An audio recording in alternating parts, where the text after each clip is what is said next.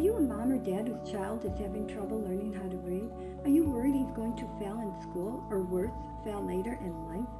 You are right to be concerned. Failing to read affects a child's confidence, self-esteem, success in school, and success later in life. You are also not alone. The National Center for Education found that about 37% of our fourth graders cannot read at grade level. While this is appalling, it's not new. At least a third of all students in school at any given time will struggle with learning to read. Why? Why does one child learn effortlessly and another struggle? It's definitely not a problem with intelligence. Kids who struggle with reading tend to be extremely smart. Then why do they struggle? This was a question I asked 25 years ago.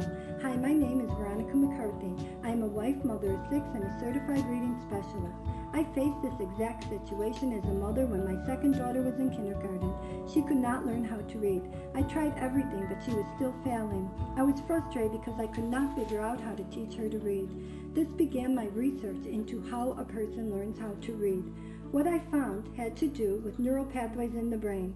Scientists used something called a functional MRI to observe the brain while a person was reading. They discovered that everyone begins the process of learning to read in the same area of the brain. What changes in a good reader is that this person makes a new neural pathway to a different part of the brain. This second area is where the person develops fluency in reading. A struggling reader does not make this neural pathway. They found that every struggling reader was still in the original area of the brain. Okay, now we need to know, why does this reader not make this pathway?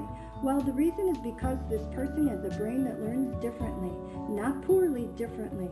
This type of brain is actually an asset. Albert Einstein, Mozart, and Michelangelo are just a few of the people with this brain. But in order to be super successful, you have to know how to read. How do we teach this learner? The same scientists found that struggling readers could be trained to build these neural pathways. Research has shown that this type of learning needs repetition, review, multisensory learning methods, and phonemic awareness. This is how to train the brain to build this neural pathway. I was thrilled to finally have my answers, but now I needed to find the program that offered everything needed to support the brain in making this new neural pathway. My elation did not last. Most reading programs I found were either missing the necessary components or way too expensive. This put learning to read off limits for many struggling readers.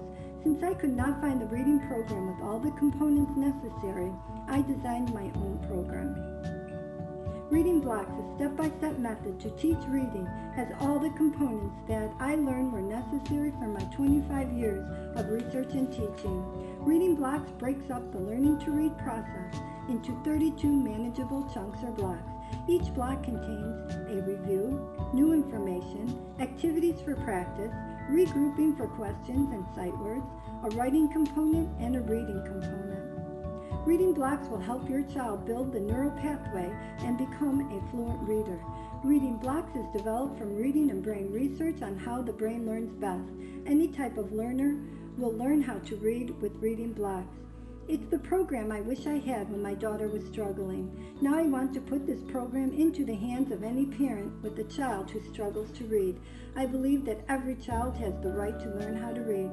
Reading Blocks is the tool you need to teach your child how to read affordably and effectively. Start learning to read today. Go to www.readingblocks.com.